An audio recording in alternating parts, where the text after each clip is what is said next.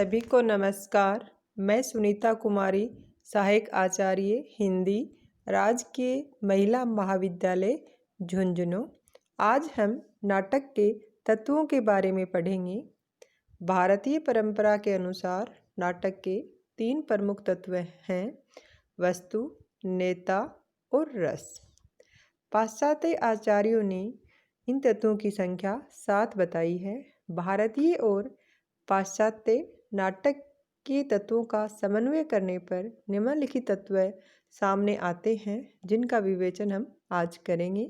जैसे कथा वस्तु, पात्र और चरित्र चित्रण, संवाद, देश काल, वातावरण, उद्देश्य, भाषा शैली और अभिनय। सबसे पहले हम कथा वस्तु के बारे में पढ़ेंगे। कथानक या कहानी को कथा वस्तु कहा जाता है। ये नाटक का मूल होती है। इसका विस्तार नाटक को आगे बढ़ाने वाला होता है। कथा वस्तु के 2 भेद हैं: आधिकारिक या मुख्य कथा, प्रासंगिक अथवा गौण कथा। अधिकारी से संबंध रखने वाली कथा आधिकारिक कहलाती है। यह नाटक की मूल कथा होती है और इसका सूत्र प्रारंभ से ही फल प्राप्ति तक होता है। प्रासंगिक कथा वस्तु का सीधा संबंध नायक से न होकर अन्य पात्रों से रहता है। ये किसी विशेष परिस्थिति के प्रसंगानुकूल आधिकारिक कथा की पोषक और सहायक होती है। फिर आधार और स्रोत की दृष्टि से कथा के 3 भेद माने गए हैं: प्रख्यात, उत्पाद्य और मिश्रित। प्रख्यात, जिसका आधार इतिहास, पुराण और जनश्रुति होता है, वह प्रख्यात कहलाती है। हिंदी में प्रसाद का चंद्रगुप्त नाटक क्रमशः पुराण और ऐतिहासिक कथा पर आधारित है, अतः यह प्रख्यात है।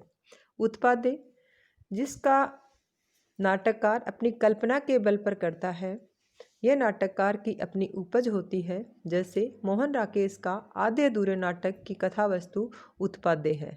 मिश्रित, जिसमें इतिहास और कल्पना का मिश्रण होता है, वह कथा मिश्रित कहलाती है। जैसे लहरों का राजहंस नाटक। फिर भारतीय आचार्यों ने कथा वस्तु के विकास की 5 अवस्थाएं मानी हैं, जिनमें आरंभ, यत्न, प्राप्त्याशा, न्याताप्ति और फलागम। आरंभ फल की सिद्धि के लिए होने वाली उत्सुकता है। जैसे शकुंतला नाटक में शकुंतला को देखने की इच्छा। यत्न होता है फल को प्राप्त करने के लिए किया गया यत्न, जैसे दुष्यंत द्वारा शकुंतला को आश्रय निवास के बहाने ढूंढना। प्राप्त्याशा होता है विघ्न निवारण और फल प्राप्ति की संभावना। और नियताप्ति होती है विघ्न बाधाएं दूर होने की प्राप्ति। फलागम होता है जहां संपूर्ण फल की प्राप्ति हो। फिर पाश्चात्य विद्वानों ने संघर्ष और घटनाओं के आधार पर कथा विकास की 5 अवस्थाएं बताई हैं। जैसे प्रारंभ, संघर्ष का विकास, चरम सीमा, उतार या निगति, उपसंहार या परिणति। फिर कथानक को मुख्य फल प्राप्ति की ओर अग्रसर करने के लिए अर्थ प्रकृतियाँ होती हैं। कथानक को मुख्य फल प्राप्ति की ओर अग्रसर करने वाली चमत्कारपूर्ण अंश जो होते हैं, वो अर्थ प्रकृति कहलाते हैं। और ये मानी गई हैं 5, जैसे बीज, बिंदु, पताका, परकरी और कारी। फिर संधियाँ, जो अवस्थाओं और अर्थ प्रकृतियों में मेल कराने वाली होती हैं, वो संधि कहलाती हैं। जैसे ये भी 5 मानी गई हैं: मुख, प्रतिमुख, गर्भ, विमर्श और निर्वहन। मुख का मतलब होता है आरंभ और बीज के साथ अनेक अर्थ और रसों की व्यंजक। और प्रतिमुख का मतलब होता है जहाँ बीज स्पष्ट रूप से अंकुरित होता दिख पड़ता है। और गर्भ का मतलब होता है इसमें अंकुरित बीज का विस्तार होता है। विमर्श का मतलब होता है फल के उपाय का कुछ अधिक विकास होना। और निर्वहन का मतलब होता है जहाँ एक मुख्य प्रयोजन में कार्य और फलागम के साथ साथ सब प्रकार के अर्थों का पर्यवसान हो जाता है। फिर हम नाटक का अगला तत्व पात्र और चरित्र चित्रण के बारे में पढ़ेंगे। नाटक के पात्रों के आश्रय से घटनाएं घटित होती हुई कथा वस्तु का निर्माण करती हैं। नाटक का प्रमुख पात्र उसका नायक होता है। आचार्यों ने नायक के गुणों का सूक्ष्म विवेचन किया है और उसमें बहुत सारे गुण बताए हैं। जैसे जो नायक होता है उसमें नेता की विनीत, मधुर त्यागी, दक्ष, प्रिय बोलने वाला, लोकप्रिय, वाक्पटु, उच्च उत्साही, कलावान, शूर, तेजस्वी और धार्मिक होना चाहिए। यानी कि नाटक का जो नायक है वही होगा जो उसमें निम्नलिखित गुण होंगे। भारतीय नाट्य शास्त्र में 4 प्रकार के नायक माने गए हैं। जैसे धीरोदात्त नायक, ये रामचरितमानस का भगवान राम है।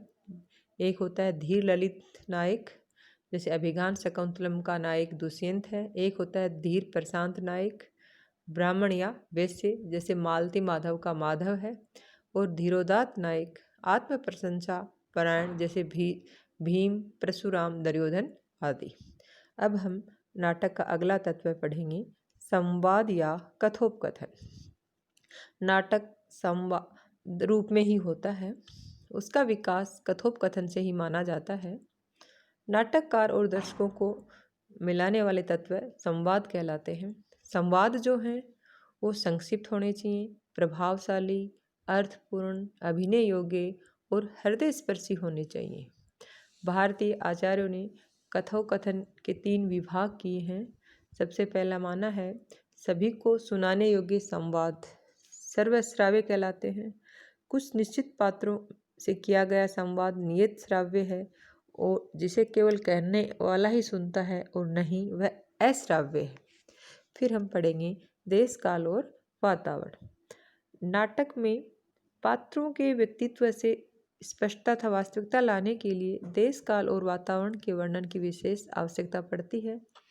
इससे पात्र अपने युग का सच्चा प्रतिनिधित्व करता दिखाई पड़ता है। नाटक का संबंध रंगमंच से होता है, अतः नाटक में उन्हीं बातों का वर्णन होना चाहिए जो रंगमंच पर घटित हो सकती हैं। फिर हम पढ़ेंगे भाषा शैली। नाटक की भाषा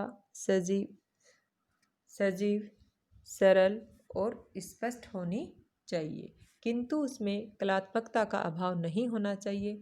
सरलता, सरसता, स्वाभाविकता, अलंकरण, प्रभावपूर्णता, लाक्षणिकता और मुहावरों का समावेश भाषा को जीवंत बना देता है। भाषा के आधार पर ही नाटककार की शैली निर्मित होती है।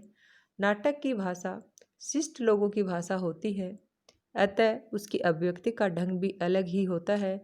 जैसे यदि नाटककार कवि है तो उसकी जो भाषा है उसमें कवित्वपूर्ण शैली में नाटक की रचना मिलती है। फिर हम नाटक का अगला तत्व पढ़ेंगे, उद्देश्य। नाट्य शास्त्र में चतुर्वर्ग प्राप्ति और महान जीवन दर्शों को नाटक के उद्देश्य के रूप में माना गया है। आधुनिक युग में नाटकों में प्रेम, वीरता, साहस, त्याग, सेवा और उदारता तथा विश्व बंधुत्व की भावना आदि उद्देश्य भी रखे जाते हैं। नाटककार अपने उद्देश्यों को पात्रों द्वारा व्यक्त करता है। उसका उद्देश्य जितना महान होगा, रचना भी उतनी ही उत्कृष्ट और श्रेष्ठ होगी। इसलिए उद्देश्य नाटक का आवश्यक तत्व है। फिर हम पढ़ेंगे अभिनेता के बारे में। नाटक एक दृश्य काव्य है और उसका अभिनय किया जाता है।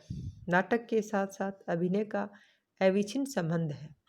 अभिनय को नाटक से पृथक नहीं किया जा सकता। अभिनय में व्यक्तियों के कार्यों, स्थितियों और मनोभावों का अनुकरण किया जाता है। अनुकरण का आधार संकेत, वाणी, वस्त्र और वेशभूषा है। इस आधार पर अभिनय के 4 भेद किए गए हैं, आंगिक, वाचिक, आहार्य और सात्विक। आंगिक का संबंध होता है शरीर के विभिन्न अंगों से, जैसे हाथ हिलाना, अंधेरे में टटोलना, लज्जान्वित होकर दृष्टि ऊंची नीची करना, सब इसी के अंतर्गत आते हैं। इसके भी शरीर, मुखर तथा चेष्टाकृत आदि 3 भेद होते हैं। दूसरा होता है वाचिक। वाचिक का संबंध वाणी से होता है। इसमें बोलना, गाना, शब्द करना, व्याकरण, छंद शास्त्र,